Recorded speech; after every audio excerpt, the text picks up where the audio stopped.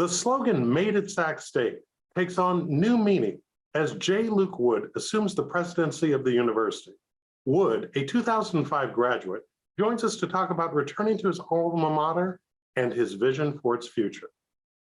Dr. Wood, what memory from your time as a student comes up most when you walk the campus? Well, there's so many memories from my time at Sac State. I started in 2000 as an undergraduate student and coming from a very small town in far northern California, McLeod, a town of about 1,600 people, a high school of 100 kids. So coming to Sac State was a eye-opening experience in many ways. But if I had to pin it down to a single experience, it would be my time in student government. When I came to Sac State, I had been in student leadership in my small high school. And obviously the environment was much larger, much more diverse, and so rich in so many different ways. But student leadership is where I found my personal home. So I started as a student, as an undergraduate, just kind of volunteering in student government. And then at the end of my freshman year, I ran for a board position and served on the board for a year. And then from then on, it was my whole existence at the institution. I served as a vice president for finance, vice president for academic affairs. And then the year that my identical twin brother was president, I served as executive vice president for the institution. And just having the opportunity to engage with faculty, engage with campus leadership, and understand what were some of the challenges. And I would say that one of the most important experiences that I've had that has prepared me for leadership, my time at San Diego State and now my time at Sac State, was my time serving in student leadership. Isn't that amazing? So those experiences you still carry with you. I'm curious though, what brought you to Sac State in the first place? How did you make the decision to come here as opposed to any other place where you could have pursued higher education? So in high school, I had some very strong grades and had the opportunity to go pretty much anywhere that I would like to. And so I had a high school counselor who was pushing me to look at one of the University of California campuses. And I didn't feel like it was a good fit for me, mostly because of the distance it was from the Capitol. I was really interested in government and what takes place in Sacramento in general. So during my junior year, between that transition from junior to senior year, I participated in a program called Boys State. It's now called Boys and Girls State, that was put on by the American Legion. And essentially what it does is it brings individuals from high schools from across the state to come to Sacramento State. You live on campus, you learn about leadership and leadership development, you visit the Capitol, and it was a transformative experience for me. So much so that I even have downstairs in my home a large piece of paper where all the students signed that we were part of the same program together. And I fell in love with Sacramento. I fell in love with Sac State.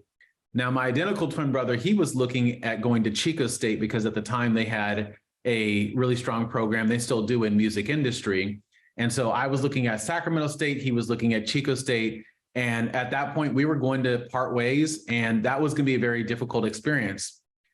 After coming home from Boys State, I said, Josh, who's my brother, I'm going to Sac State. And that's when he made his decision also to then change his plans and to go to Sac State. And so we came together in 2000 and actually lived in Jenkins Hall as freshman students for our first year together in the same room. Wow. I'm curious, when you look back upon those moments, like the Boys State experience and all that, you name that as a transformative experience. I'm curious, what other key experiences really help shape kind of the direction that you've taken in terms of your professional life and what your interests are? Well, one of the other key experiences was really engaging with faculty at Sac State, some of whom are still at the campus and doing great work with students. But there's one faculty member that stands out in particular, Dr. Cecil Canton. And what's interesting about Dr. Canton is that I never took a class from him. I was walking on campus as a freshman student, and I saw him walking on campus, and he walked up to me and out of nowhere just introduced himself and said to me, my name is Dr. Cecil Cannon. I'm a professor of criminal justice. And I want you to know that if you ever need anything, you come and talk to me.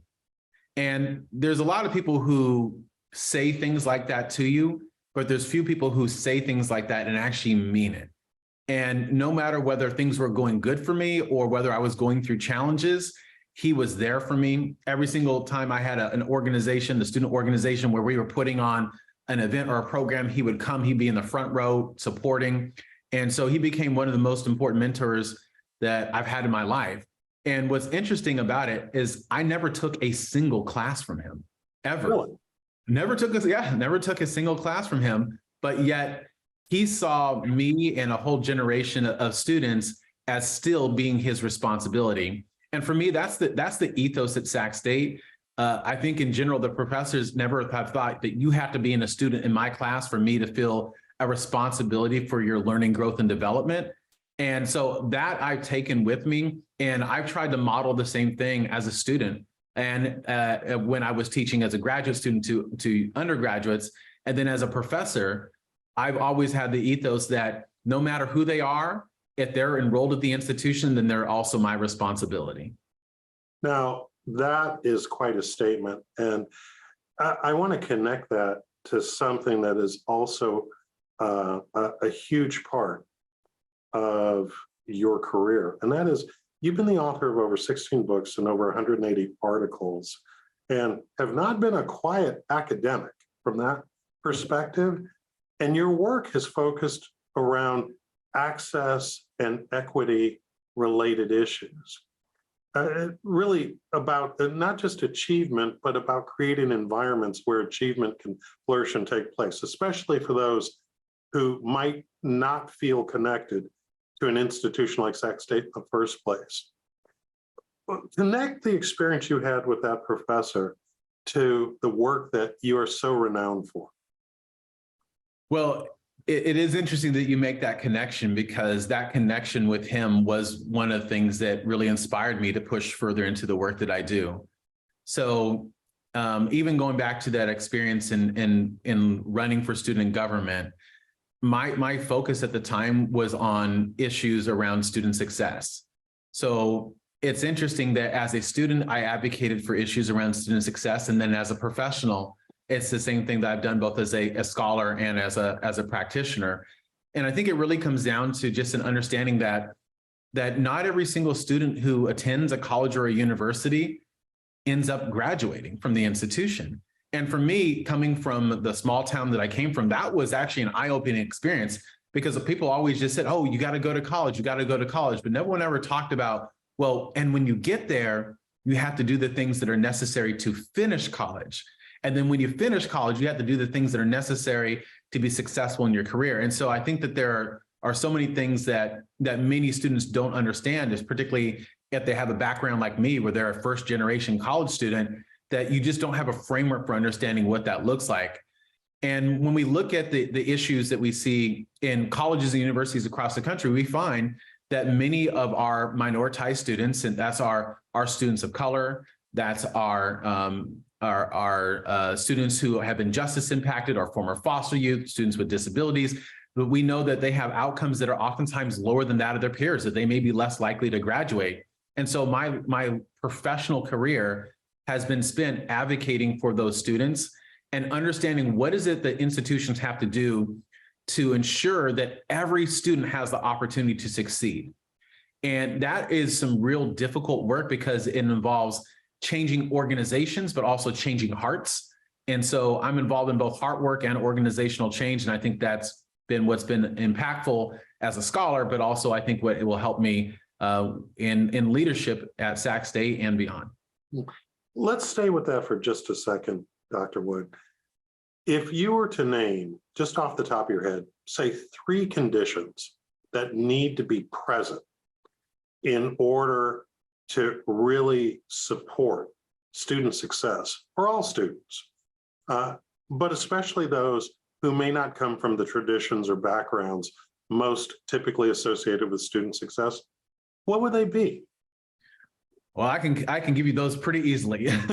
So one is around issues as it relates to financing their college experience, and then the related issues that come from that we know that many students struggle with, issues such as food insecurity, housing insecurity, transportation concerns, and employment barriers. We call those the big four. And as a student, those are issues that I also struggled with. I would remember going sometimes 2-3 days at a time without eating and trying to figure out how I was going to have my next meal, and, you know, scrounging change off the ground or going to a campus event because there was an opportunity to be able to feed myself. And so a lot of the work that I've done as a scholar and as an administrator has been around addressing issues of food insecurity and housing insecurity for students. The second thing that I would say is around climate. You have to have a climate where students feel like they are cared about, where they feel like they matter and that they belong, and that their engagement is both invited and desired in the classroom and out of the classroom. And then the third thing I would say is that you have to have a teaching experience that is reflective of students' lives and essentially how they want to be able to change the world. In the scholarly realm, we call this culturally relevant teaching or inclusive teaching, but it's essentially recognizing that every student that comes into your classroom has a different background, a different life, and a different experience. And if we want to be effective in helping to teach them so that they can better learn the material and excel, it's about making the connections between what they're learning in the classroom and who they are as an individual and how they want to change the world. You know, thank you for sharing that. And that sounds like a really interesting framework that, you know, to launch and to maintain any sort of environment that's going to be supportive to students. Going back to your own journey, you mentioned how sometimes you didn't eat for 3 days. What was it that led to the conditions that you were personally struggling with back when you were a student? Well, I basically went off to college and I lived in the residence hall for the first year, Jenkins Hall. And then as oftentimes as would happen after your first year, I transitioned out into an apartment in the community. And so when I would get my financial aid, I would take all my aid and I would use it to pay my rent up front. So I always knew I had a place to stay. That didn't always work at some times, but that was generally my plan. And then my job was I worked in student government. And I think at the time I made about $80 a month or something like that. And so for me, I just didn't have a lot of resources and income that was available to me. And I wasn't the only one in this situation. In fact, this is still very common to today that you find this. I think that the difference was that back then you were reliant upon specific people to help you, whereas now we have programs and services that are designed to address those issues. So for me, it was about, you know, I had a friend who was a little bit older than I was, and every now and then he would bring over top ramen to me because he knew that I wasn't eating. And there was a pastor in the local area named Crandall who would bring over a box of food to my apartment where me and my brother were. And he would always bring it and he would say, hey, here's a box of food for you. And I'd be like, no, I don't need it. Give it to somebody who needs it. And he said, well, how about this? Why don't you take it? And why don't you give it to somebody who you think needs it? And I know that he didn't, that he knew that we really needed it. But it was his way of trying to make it so that we didn't feel like we were having to ask for help.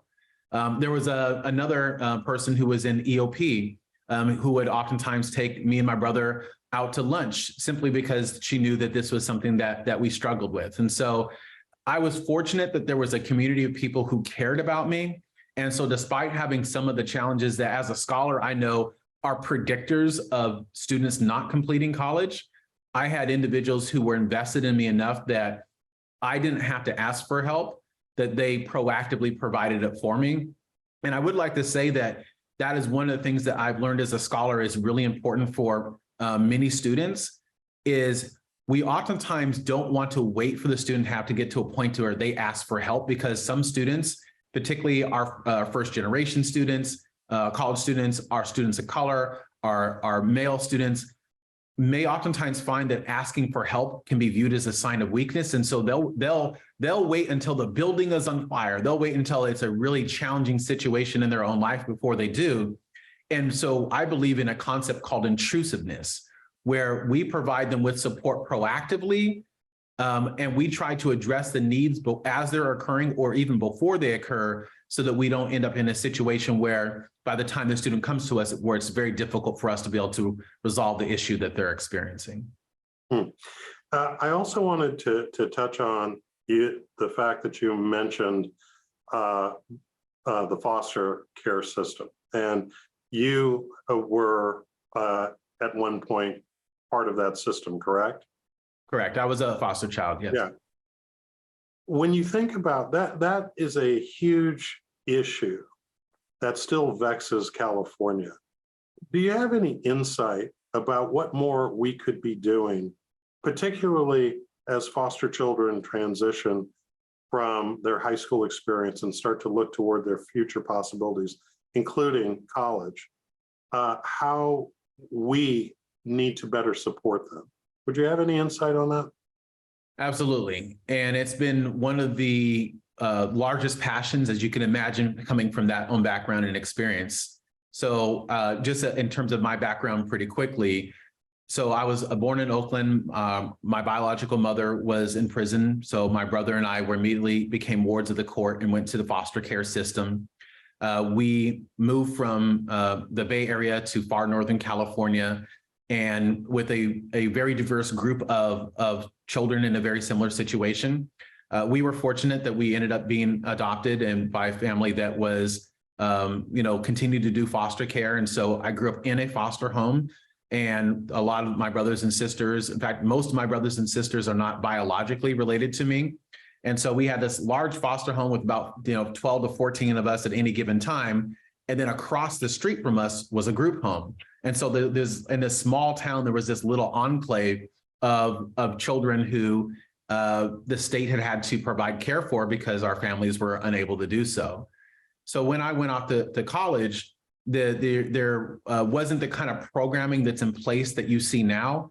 Now the state has what are called Guardian Scholars programs, where essentially students who have been involved in the foster care system, there's an opportunity for them to receive support, counseling, advising, a case management approach where people are checking in on you and making sure that you're doing okay, space on campus where you can go and be with people who have similar backgrounds. Because when you are in the foster care system, there's a reason that occurs. There's usually a background of either neglect or abuse.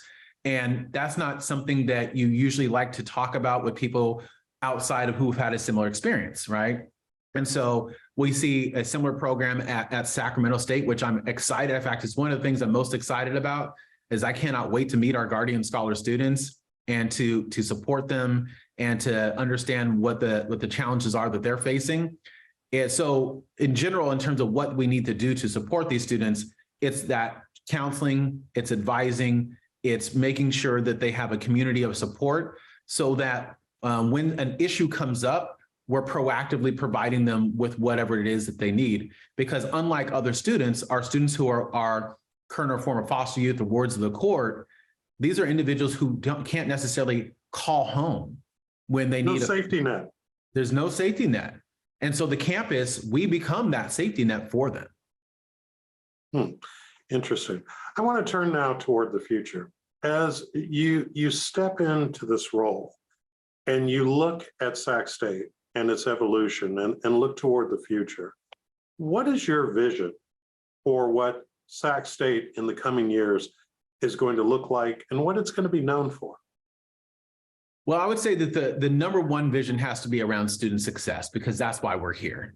There's lots of very important things that we can focus on, but the number one thing is that we want it to be where when a student comes to our campus, that they know that they have a likelihood of being able to achieve their degree and achieve upward socioeconomic mobility for themselves and for their families. So student success is the number one priority at all times. Now, Sac State has an incredible foundation in this. When I went to Sac State, there was not a high graduation rate, particularly from people who come from my community, the Black community. Now what we see is that they have went under President Nelson from an 8% graduation rate to a 28% graduation rate, nearly 30% in this time frame. That is incredible. And that also means that there was a lot of hard work and dedication that went into that. So for me, though, that suggests that there's a foundation and that we can see these accomplishments of science that we can do even better than we've done. And so as a scholar, my research has focused on student success and continues to focus on student success. And so for me, it will be focusing on increasing graduation rates, but then also the second component of that is it's not just about increasing graduation rates overall, it's also about reducing equity gaps between students and their peers, particularly our minoritized students or students of color. Because you can find on many campuses across the country that there's a high graduation rate for students overall, but then when you look at Southeast Asian students, Hmong, Cambodian, Laotian, Vietnamese, you look at Latinx students, you look at Native American students, you look at students from the Black and African American community, you find that there can be outcomes, particularly from men from those groups, that are lower than that they should be. And so that's an opportunity for us to focus our attention, our resources, our time, our effort, our energy, and our hearts to do the kind of work that's necessary to ensure that every student, again, has that opportunity to succeed. So I would say that that's the number one thing that I want to focus on. The second thing is I want to listen. I really do want to hear from the students. I want to hear from our faculty. We have wonderful and amazing faculty. Again, many of them who are still there since the time that I was a student. Our staff members, our local community, particularly our business community. I want to hear from them. What is it that they want to see for the campus? What are the challenges that we're experiencing? And then from that, then develop a plan to essentially help to address those issues that's in line with the current strategic plan for the campus.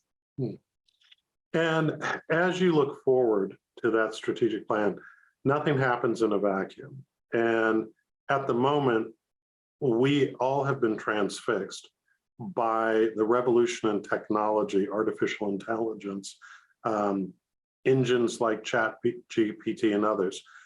From your role have been being so involved in higher education, and from all the vantage points that you have seen the higher educational system from, what do you suspect that you and those that work with you are going to be focused on leveraging technology so that way it supports that student success and the democratization of educational excellence for the students that you care so much about?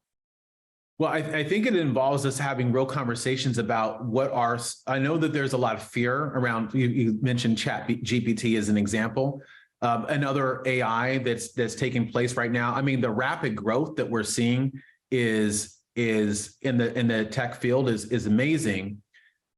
I think that there's a lot of fear around that. I think that we can look at it as a challenge, or we can look at it as an incredible opportunity.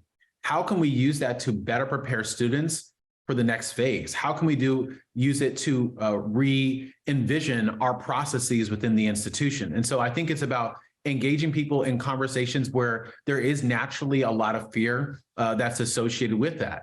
I will also say that even with examples like ChatGPT, you'll see that AI is based upon patterns that we see in human behavior and human knowledge. And so ChatGPT, just like any other AI or anything that is an algorithm, has some of the same frailties that we have as humans.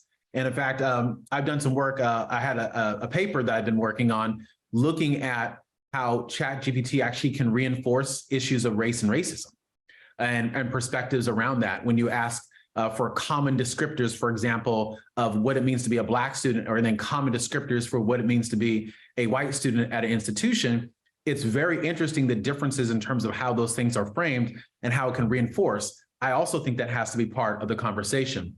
The other thing that I would say around this is that we have to focus on what is called digital equity, where we're thinking about how we can use learning management systems, which are essentially the software infrastructure that provides the learning experience that takes place on campus, how we can think about online resources, online books, online learning videos, online modules in a way that addresses issues of equity to ensure that we're maximizing the impact that those resources can have on student learning and student success. And fortunately, I have a lot of experience with that. My center at San Diego State has been funded by the Gates Foundation to do just that, to look specifically at digital equity in the online learning space. And so I'm very excited to be able to take what we've learned, again, as scholars and implement that in this role as president. And we will be watching, and when your paper's done, maybe you can come back on and chat with us about that. Would love to do so. All right.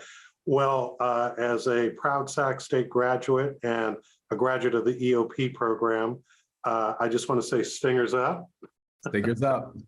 And good luck and much success to you. And we'll leave it there. All right. Thank you for your time, and thank you for the opportunity to engage. And we're looking forward to what we can do at Sacramento State. All right. And that's our show. Thanks to our guests, and thanks to you for watching Studio Sacramento. I'm Scott Syphax. See you next time right here on KVIE.